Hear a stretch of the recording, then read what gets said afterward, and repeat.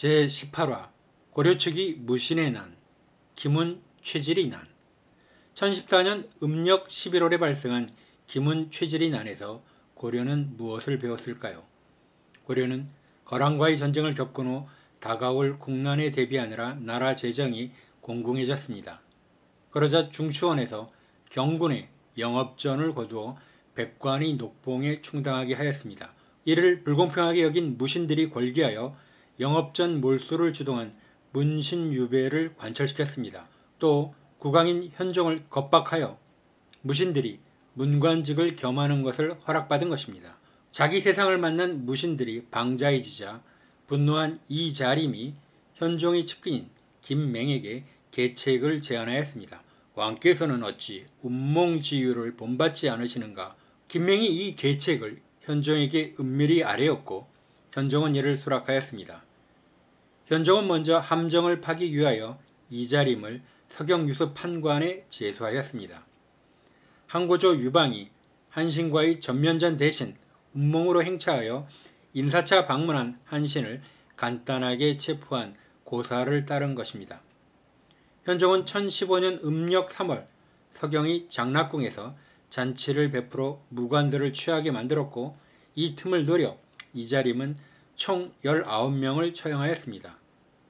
고려사 저료에는 김운과 최질, 우두머리 2명과 이협, 최가정, 석방현, 이성, 김정열, 효암, 인맹 등 무신 7명의 이름이 기록되어 있습니다. 유일하게 유생인 최구가 병부 낭중의 관직에 있다 죽임을 당하였습니다. 현종은 처형된 무신 19명의 아들 및 친형제들의 등용문만 맡고 다른 모든 가족들은 방면하는 관대한 처분을 하였습니다. 김은 최질이 난이 진압되자 무신들에게 구타당하고 유배를 당하였던 장연우는 호부상서로 복직되었습니다. 하지만 난의 후유증으로 몇 달 만에 죽자 현종은 장연우를 상서우복야로 추중하였습니다. 유배되었던 황보유의도 국왕에게 정사에 관하여 간쟁하는 임무를 맡은 급사중이라는 종사품의 관직으로 복직하였고 상황은 모두 원위치 되었습니다. 지금의 시각으로 보면 특이한 점은 반란을 일으킨 무신들이 군인전을 빼앗은 조처의 책임을 장연우와 황보유의에게만 추궁했다는 것입니다. 국가제도가 정비되어 있었다면 군인들이 영업전을 빼앗는 정책결정의 책임이 특정 개인이 아닌 국가 또는 왕명의 명의로 시행되어야 하고 그 결과도 국가에게 묻는 것이 당연할 것입니다. 하지만 무신들은 현종에게 호소하기를 황보유의 등이 우리의 토지를 점탈한 것은 실로 자신의 이익을 도모하고자 한 것이지 공가의 이익을 위한 것이 결코 아닙니다. 만일 발을 깎아서 신발에 끼워 맞춘다면 사지가 어떻게 되겠습니까? 여러 군사들이 흉흉하여 분노와 원망을 이길 수 없었던 것이니 청하건대 나라의 존벌레들을 제거함으로써 여러 사람들의 심정을 풀어주십시오 라고 말하였습니다. 반란군들은 사태의 원인은 장연우와 황보유의 두 사람이며 현종은 자신들의 억울함을 해결해 줄 수 있는 심판관의 위치에 있다고 판단하고 있는 것입니다. 이들은 현종을 몰아내고 정권을 찬탈할 의도는 추호도 없었습니다. 두 사람을 제외한 다른 유신들에게는 책임을 묻지 않고 있는 것입니다. 다른 신하들은 제3자처럼 등장하고 있습니다. 난의 진압 과정에서도 관료조직 차원의 대응이 아닌 이자림이 개인적으로 현종 측근인 김맹에게 자신의 계획을 말하였고 김맹은 이를 현종에게 전달하여 승낙을 얻어 해결책을 마련하는 과정으로 진행된 것입니다. 강조의 난과 김운, 최질의 난을 거치면서도 왕정의 연속성은 유지되었습니다. 강조도 30만 대군을 지휘하였지만 목종을 제거하고 현종을 옹립하였을 뿐 자신이 왕위에 오르려는 시도는 하지 않았습니다. 김운과 최질도 화살의 방향을 장연우와 황보유의에게만 향하고 있었습니다. 영업전은 경군으로 복무한 대가로 주어지는 군인전이며 세습적으로 군인으로 복무하는 한 개인 소유로 향유되던 토지로 보입니다.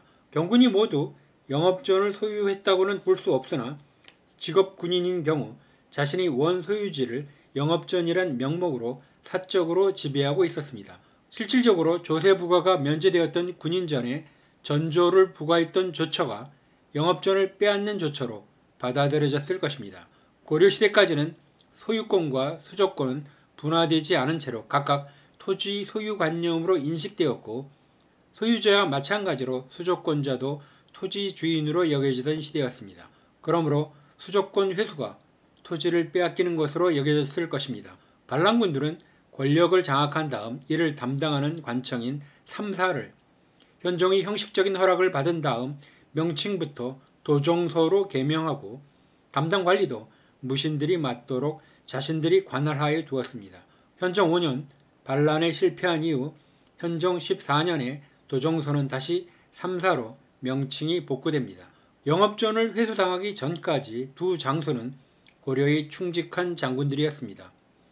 김훈은 1010년 벌어진 2차 고려-거란전쟁 때 강조의 고려군이 통주 전투에서 크게 패하여 거란군이 추격병에 쫓기던 와중에 김계부, 이원, 신영왕과 함께 완항령에서 패잔병들을 이끌고 매복하여 칼을 들고 돌격하여 거란군을 잠시나마 퇴각시키는 전공을 세워 수많은 고려군들이 목숨을 구하였습니다.